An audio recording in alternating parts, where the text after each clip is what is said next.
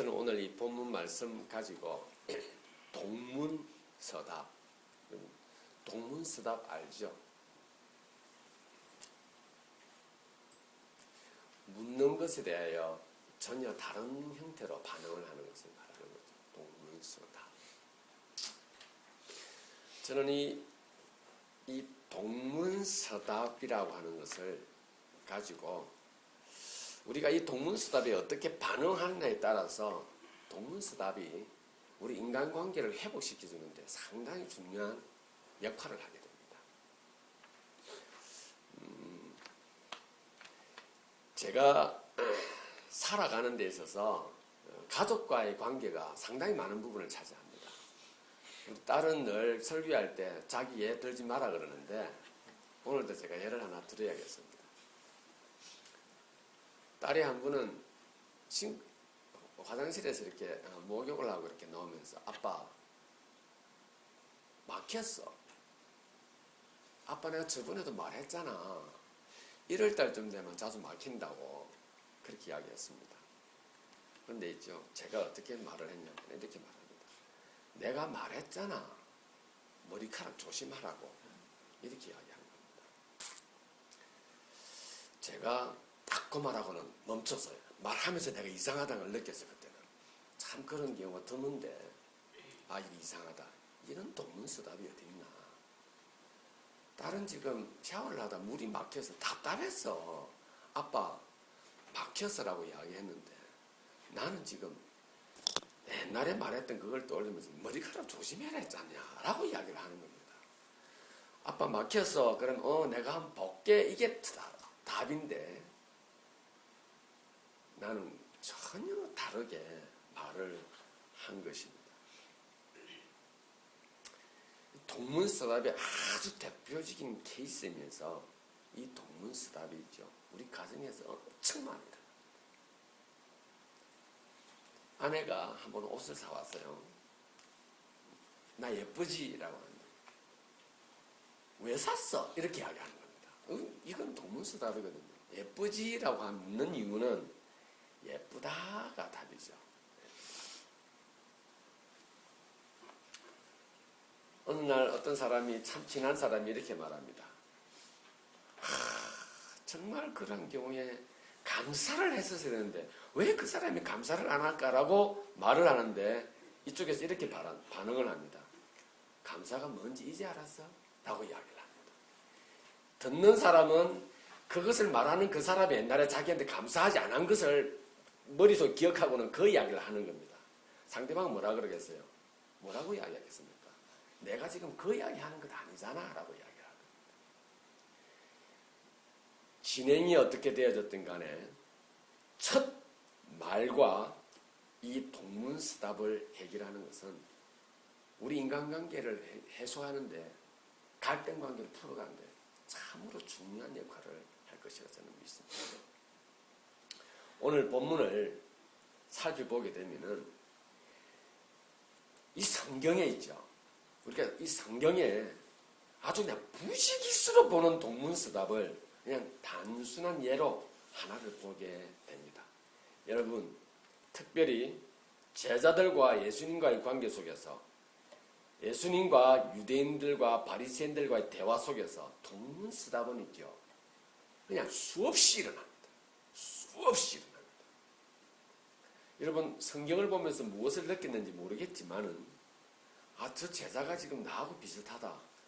저 유대인이 정말 나하고 비슷하다라고 했다면 우리의 신앙의 모습은 동문서답으로 시작해서 동문서답으로 마치는 꼴입니다. 제가 좀 더 실제적으로 표현을 하면 우리의 신앙생활은 동문서답을 하고 있는가 아니겠는가 생각합니다. 자, 본문을 한번 살펴보도록 하겠습니다. 중요한 부분이기 때문에 제가 한번 말씀을 드리도록 하겠습니다. 18절에 이에 유대인들이 대답하여 예수께 말하기를 내가 이런 일을 행하니 무슨 표적을 우리에게 보이겠느냐. 예수께서 말합니다. 예수께서 대답하여 이르시되 이 성전 헐라 내가 사흘 만에 일으키리라. 20절 유대인들이 이렇게 말합니다. 성전은 46년 동안의 지역권을 내가 3일 동안에 일으키겠느냐 하더라. 21절. 예수님이 말합니다. 예수는 성전된 자기 육체를 가리켜 말씀하신 것이다. 이 본문의 배경을 제가 말씀을 잠시 드리겠습니다. 유월절은 유대인 민족에 있어서 굉장히 큰 명절 중에 하나입니다. 왜냐하면 우리나라 광복절과 비슷한 겁니다. 8.15 해방과 비슷한 겁니다.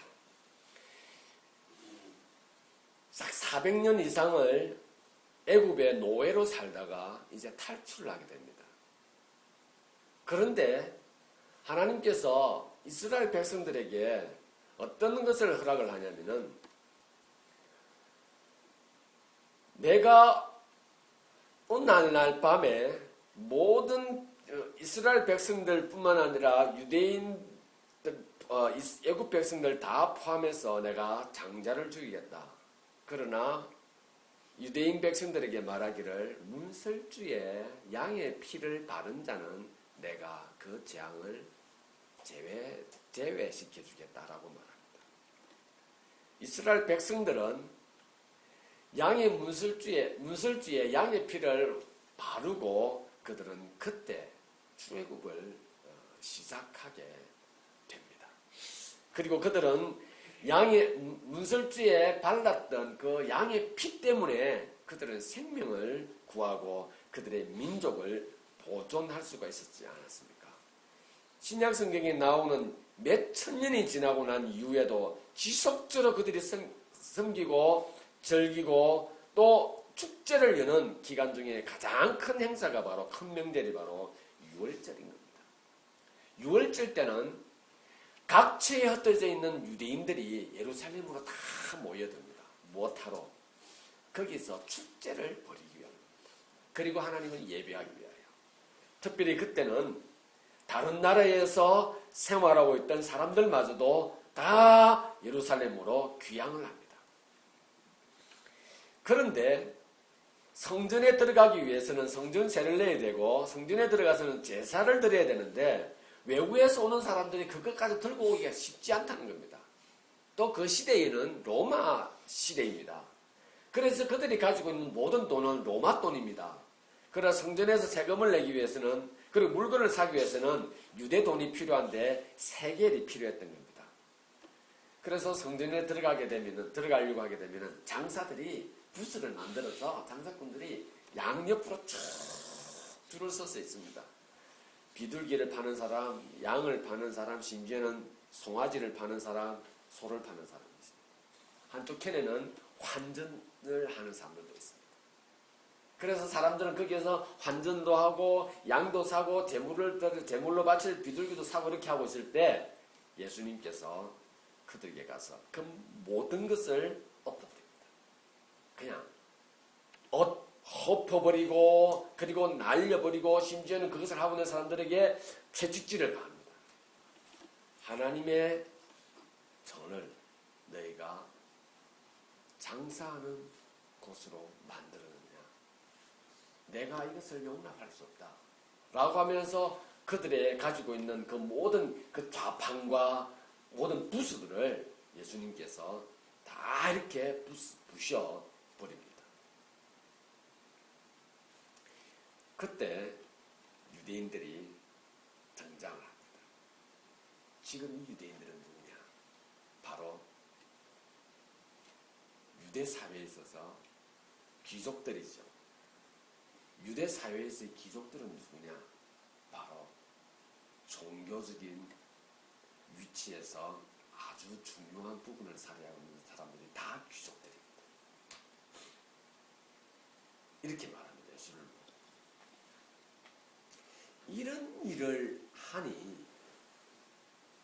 이런 일을 하는 것을 보니 당신이 무슨 특별한 능력이 있는 모양인데 우리한테 그 능력을 한번 보여줄래? 라고 말을 합니다. 제가 이걸 조금 더 이 시대 형태로 말을 한번 만들어 보겠습니다. 여보시오, 당신 보니까 행세도 그렇고 별 아무것도 없고 소문도 없고 유명하지도 않는 사람 같은데 당신 지금 이렇게 하는데 무슨 그 자격이 있는 것 같기도 하고 뭔가 뒷백이 있는 것 같은데 당신 그거 한번 보여줄래? 이 말인 겁니다. 그러니 유대인들이 지금 가지고 있는 모습과 그 어떤 형태들은 그냥 휘황찬란했겠죠. 옷차림이라든지 어떤 그 말하는 품새라든지 이런 것들이 뭐 엄청났겠죠. 아마 그들이 등장했을 때는 주위에는 경호원들도 함께 따라오지 않았겠는가 생각을 해봅니다. 그 예수님을 보고 그렇게 말하는 겁니다. 보니 행색도 그렇고 별로 유명하지도 않는 사람인데 나도 잘 모르는 사람인데 우리도 전혀 잘 모르는 사람인데 당신이 이런 행동을 하는 거 보니 뭔가 특별한 능력이 있는 모양인데 그것 한번 보여줄래? 라고 말합니다. 그것이 오늘 이 전체의 아주 중심적인 부분이에요. 그리고 이것이 오늘 본문을 설명하는 데 있어서 아주 중요한 부분. 여러분, 동문서답은 어떻게 만들어지는지 아십니까? 동문서답이 어떻게 만들어지느냐? 동문서답은이죠. 동문서답 자체가 나쁜 건 아닙니다. 사람은 다르기 때문에 얼마든지 동문서답이 될 수가 있습니다. 어떤 사람은 뭔가를 설명을 하는데 자세히 귀를 기울여서 들어도 주고 그것에 더 답을 하려고 준비를 하고 있지만 어떤 사람들은 어떤 이야기를 들으면서 힘들어하기 때문에 자기 생각을 할 수도 있는 겁니다. 그거 어떡할 거예요? 그게 상대방이 뭘 말할 때 귀찮아서 잘 안 듣겠다는데. 그래서 말하던 사람이 뭘 묻게 되면은 동문서답 할 때가 있습니다. 참으로 많이 있습니다. 생각 없이 말할 때가 있다는 것이죠.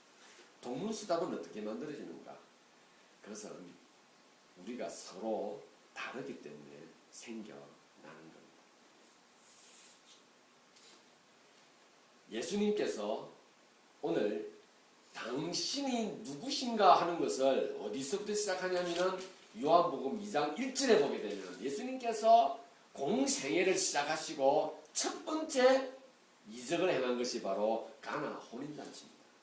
물로 포도주를 만든 사건이죠. 그 다음 사건이 바로 이 사건입니다. 그 다음 사건. 지금 물로 포도주를 만드는 사건이 있었을 때 세상 사람들은 그 잔치에 참석한 사람들마저 다들 이거는 있을 수 없는 일이지 않았습니까? 물로 포도주를 만들다니 있을 수가 없었던 것이죠. 예수님께서 뭘 말씀하시느냐? 당신이 누구신가 하는 것을 지금 인류를 향하여서 선포를 하고 있는 겁니다. 내가 이런 사람이다라고 하는 것을. 내가 이런 사람이다 하는 것을. 그러나 예수님은 그것을 말씀하시면서 난 이런 사람이니 뭔가를 행세를 하려고 한다거나 드러내려고 한다거나 이름을 알려고 그렇게 하는 것이 아니라 내가 이 땅에 온 이유를 그분이 말씀해 주시는 겁니다. 오늘 본문도 마찬가지입니다. 예수님께서 성전에 가서 갑자기 그렇게 하신 것은 내가 누군가 하는 것을 말하려고 하는 겁니다. 내가 누군가. 저와 여러분들 오늘 믿고 있는 이 예수님이 누군가.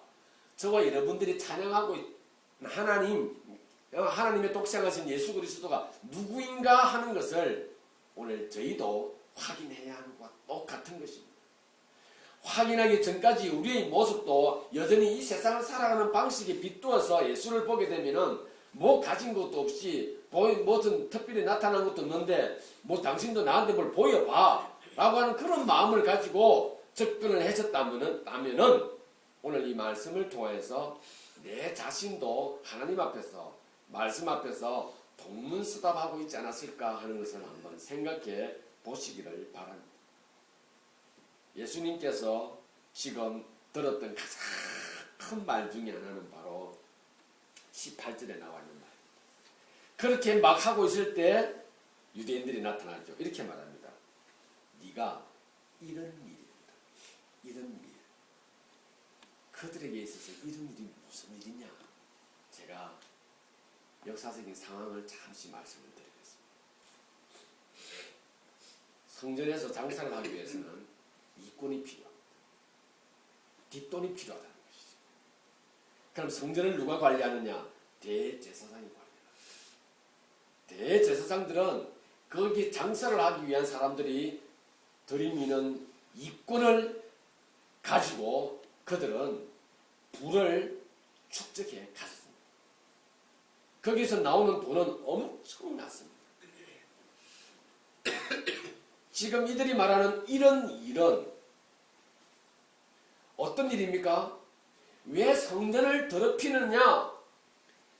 성전에서 성전에서 예배하기 위해서, 헌금하기 위해서 이 일을 하고 있는데 이 일을 너희가 방해하는 것은 어떤 연유냐? 이렇게 말하는 것입니다. 좀 더 들어가겠습니다. 내가 가지고 있는 이 이권을 네가 무엇이간데 이렇게 방해하느냐? 이 말을 하는 겁니다. 좀 다르게 표현하면 너 조심해라. 내가 누군지 아느냐? 이 말을 하는 겁니다. 이런 일이라고 하는 그 말 속에 품어져 있는 내용들입니다. 여러분, 우리 한국 역사도 마찬가지입니다. 고려 역사도 마찬가지고 조선 역사도 마찬가지입니다. 건세사도 마찬가지입니다. 미국도 마찬가지입니다. 독립운동, 남북 전쟁이 있기 전에 미국의 어떤 개척사뿐만 아니라 유럽으로 건너가서 영국과 스페인이나 그 당시에 포르투갈이나 콜롬비아나 이탈리아나 모든 나라들이 한결같이 가지고 있는 내용들은 이런 일을 누가 붙들고 있느냐에 따라서 역사는 진행되어서 가는 것처럼 우리는 지금 보여지고 있는 것입니다. 이들은 자기들이 가지고 있는 그 엄청난 권력, 그 이권에 대해서 그것을 초월할 수 있는 것은 오직 하나, 표적인 겁니다. 그래서 표적 보여달라. 표적을 보여주면 우리가 당신이 누군가를 알고 당신의 뜻에 따라 조치하겠다 이 말을 하는 겁니다. 그렇지 않으면 뭐한다? 너 죽어야 돼. 너 죽어. 예수님께서 표적을 이렇게 말씀드립니다. 뭐라고 말씀드리냐면은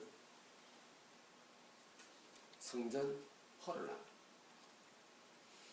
그러면 내가 3일 만에 다시 재건축하겠다라고 말합니다. 유대인들이 이렇게 대답을 합니다. 이보시오. 저 성전을 건축하는데 40년이 걸렸어. 당신 지금 무슨 이야기를 하는 것이냐라고 말합니다. 동문서답은 종료되었습니다. 여러분, 이 지금 유대인들이 예수님께 뭐라고 물었습니까? 표적을 보여달라고 이야기했습니다. 예수님께서 표적을 이야기했습니다. 무너뜨려라. 그것이 몇 년이 걸렸던 나는 3일 만에 다시 이렇게 세우겠다고 하니 이 유대인들이 이렇게 말합니다. 46년이 걸렸는데 라고 이야기합니다. 그들이 질문을 이렇게 해야 될 것 아니에요. 그러면 그 표적이 뭐지? 그게 당신이 말하는 것이 무엇을 의미하는 것인지 라고 말해야 이것은 정확하게 자기도 인정받고 상대도 인정하는 것이 되는데 이들은 그들의 질문을 통해서 자기들 스스로를 무시해버리고 마는 겁니다. 그러니 앞에 있는 예수도 무시해버렸던 것입니다. 사랑하는 지체 여러분, 우리가 이 땅을 살아가면서 신앙생활을 하면서 우리는 어떤 모습으로 살아가는 거예요? 우리는 유월절이라고 하는 것을 지키기 위해서 사람들이 모여들었을 때 예수님께서 하시는 말씀은 뭐냐? 하나님이 이 백성, 하나님께서 나의 민족, 하나님께서 나의 조상, 하나님께서 현재 나를 이토록 지켜주시고 보호해 주시구나 하는 것을 유월절을 통해서 현재의 자신의 모습을 하나님 앞에 내어놓고 감사하는 것이, 그리고 기뻐하는 것이 유월절입니다.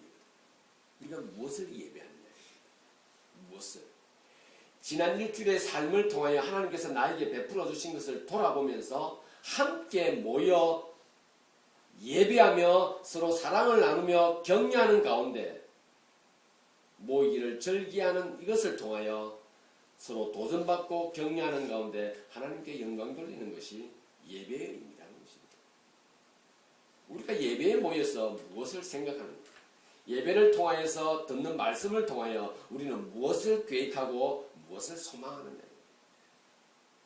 하나님은 너희는 나의 영광을 위해서라고 선포를 하고 있는데 우리는 앉아서 이렇게 말합니다. 나에게 복을, 내 일이 잘 되게, 나도 내가 건강하게. 그리고 우리가 이렇게 말합니다. 내가 건강해야 하나님께 영광이 됩니다. 라고. 우리는 완벽한 동문서답을 하고 있는 겁니다. 누가요? 우리가 먼저 시작하고 우리가 먼저 동문서답을 하고 있는 겁니다. 하나님 영광을 위해서 나왔었는데 어느 순간인가 내 것으로 초점이 맞춰져 버리는 우리의 모습들을 확인하게 되는 것입니다. 사랑하는 지체 여러분, 예수님께서는 있죠. 당신이 하신 그 표적을 정확하게 우리에게 보여주셨습니다.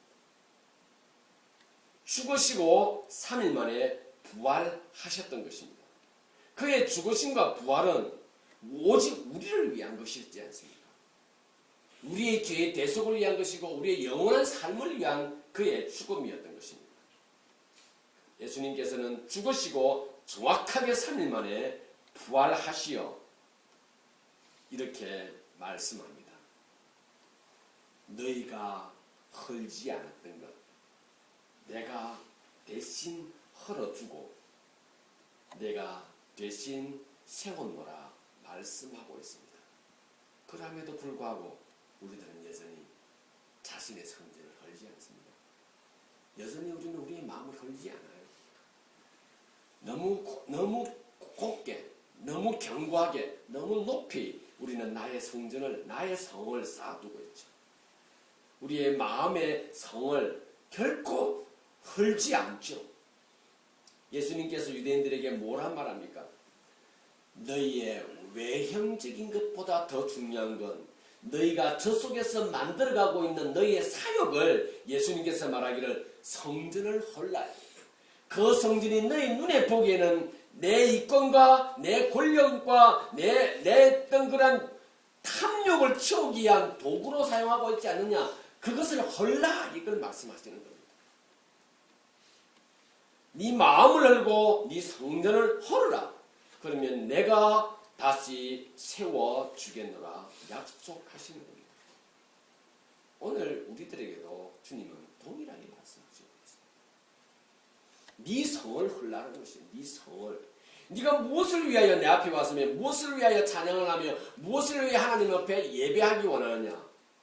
네 성을 헐지 않으면 네 마음을 헐지 않으면 네 속에 있는 사리사욕을 헐지 않으면 너는 여전히 나와 동문서답 할 수밖에 없을 것이라 말하고 계시는 것입니다.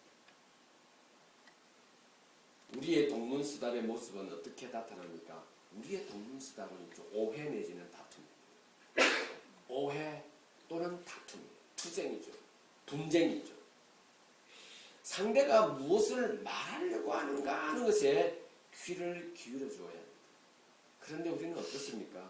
특히 가족관계 속에서는 그렇지 않습니다. 다들 수가 제로 쌓였어. 그래서 술을 자꾸 보려고 술을 자꾸 보려고 하는 거예요. 상대가 무엇을 말하려고 할 때 술을 본다고 하는 것은 무엇을 말하는 줄 아십니까? 술을 본다고 하는 것은 상대의 마음을 읽겠다는 거예요. 술을 본다. 그런데 이 동문서답에서 가장 큰 문제점이 바로 어디에서 출발하느냐? 상대의 마음을 너무 많이, 상대의 마음만 자꾸 내가 바라보고 그것을 내가 찾으려고 해야 되는데 우리는 의외로 자기 소리에 너무 빨리 귀를 열어버려요. 자기 소리에. 내가 화가 나고 그 소리에 짜증이 나고 그 소리에 뭔가 기분이 나쁘니까 그 소리에 먼저 귀를 열어버리는 겁니다. 그리고는 말하죠. 옷 예쁘지? 또 옷 샀어? 이렇게 돼. 난 이걸 하려고 하는데 야 그건 너 매일 그걸만 하려고 하느냐? 라고 우리는 반응하는 겁니다. 내 소리에 내 마음의 소리에 내가 먼저 상대방의 말에 내 마음의 소리에 너무 먼저 반응을 우리는 해버리는 겁니다. 우리 자녀들이나 특히 직장 생활을 하거나 하게 되면은 사람을 자주 만나게 되면 어떤 이야기를 많이 듣습니까? 아, 나 걔 때문에 정말 답답해 라고 말할 때 우리는 그것을 듣고는 가르치고 가기 시작합니다. 그때는 화를 내면 안 되지. 이게 아니라 나도 화가 나네 가 돼야 되는 겁니다. 들어보니 나도 답답한 애가 돼야 되는 겁니다. 먼저 그가 상대방이 표현하고자 하는 것들을 먼저 들으려고 할 때에 우리는 동문서답을 벗어나게 되는 것입니다. 우리나라 문장은 전반적으로 결론이 끝에 있습니다. 말도 그렇습니다. 대부분이 그렇습니다. 그래서 미괄식이죠, 미괄식. 영어, 특히 이쪽 계열, 영어를 쓰는 쪽 계열들은 두 가지만 처음에 주어가 먼저 많이 나와 있습니다. 그래서 우리나라 사람들은 설명을 막 하고 나서 결론을 냅니다. 설명을 하고 나서. 근데 미국 사람들은 결론을 딱 내놓고 설명을 쫙 해줍니다. 합리적이죠. 나 싫다. 왜? 이게 무슨 말을 하는데 막 말을 하다가 싫어가 되는 겁니다. 그러니 다 그냥 컨퓨전 시켜놓고는 싫대. 어떻게 하라고? 이렇게 됩니다. 시대마다, 민족마다 다른 형태이기도 합니다. 중요한 것은 어떤 형태로든지 상대가 말하고자 하는 것을 들어야 합니다. 오늘 본문에서 상대는 누구입니까? 하나님이십니다. 상대를 바라보는 대상은 누굽니까? 우리입니다. 하나님을 여러분, 우리는 어떻게 하나님께서 말씀하시는 것을 어떻게 그분은 모든 것을 나를 위해서 내려주시고 포기하신 분이십니다. 나를 위해서. 우리가 하나님을 예배하면서 어떤 우상에게 뭔가를 비는 형태를 마음의 태도를 가지고 접근한다면 여러분 이걸 이렇게 생각해 보시길 바랍니다. 상대방의 말을 안 듣고 내 말만 하게 되면 대화하고 있는 당사자들은 상대방도 무시하고 자기도 무시하는 겁니다. 하나님께서 하나님의 영광을 위해서 우리가 이렇게 나왔다면 나도 무시하지 않고 상대도 무시하지 않는 방법은 무엇입니까? 상대의 말을 듣고 거기에 내가 반응하는 겁니다. 나도 존중받고 상대도 존중하는 것입니다. 누가요? 내가요, 내가. 우리는 얼마나 존중받고 싶어 하십니까? 그러나 여러분, 존중은 상대를 먼저 듣고 상대를 먼저 받아들이고 상대를 먼저 인정하는 순간에 나는 존중되게 될 뿐만 아니라 내 스스로도 내가 존중이 되어집니다. 내 스스로. 왜 이렇게 화가 자꾸 나는 줄 아십니까? 왜 짜증이 나는 줄 아십니까? 내가 존중이 안 되는 거예요. 내가. 그래서 우리는 화가 나는 거예요. 결론을 맺겠습니다.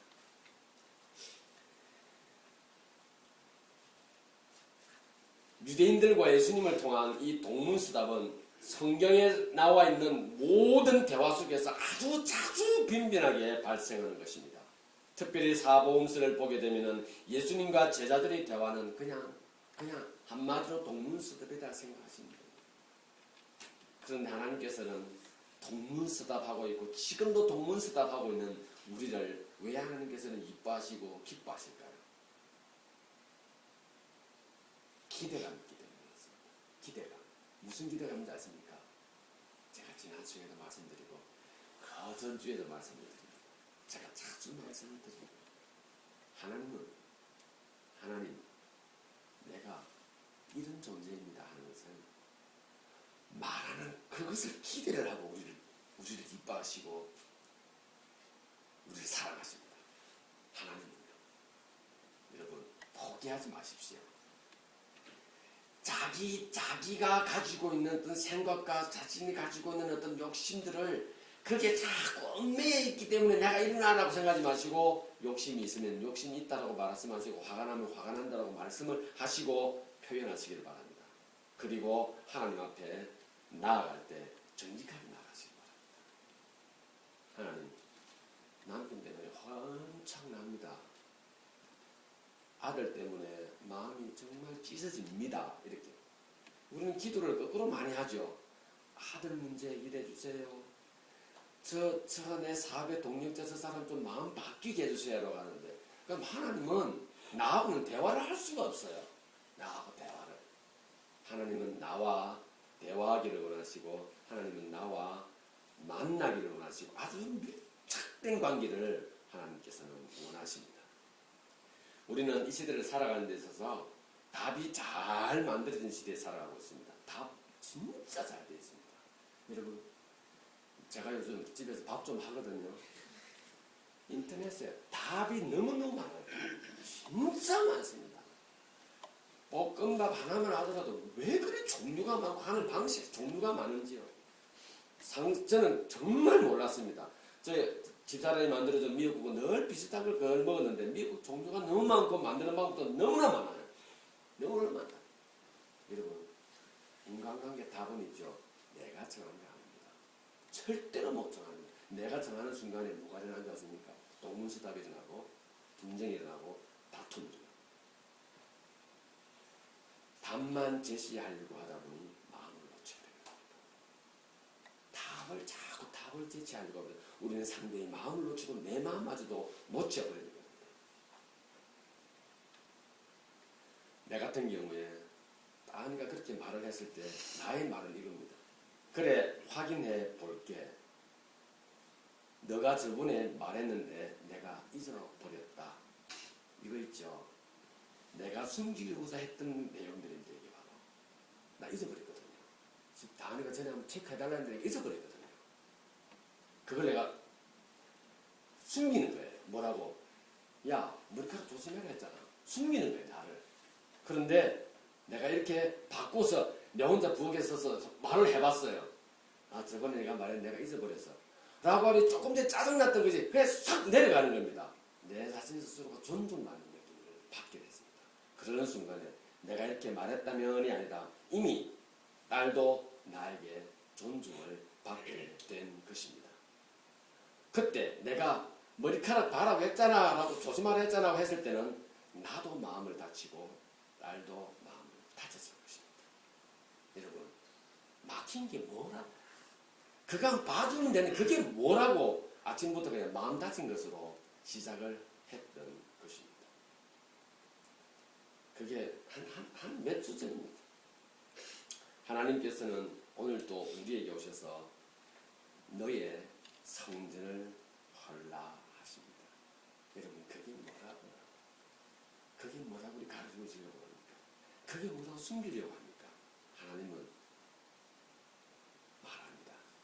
네가 네 성전이 확인되어지고 네 마음이 확인되어지면 네 사역이 확인되어지면 그거로 그 감추고 말을 하면 동문서답이 나고 그 감추고 말을 하면은 관계 깨어져 라고 말하고 있습니다.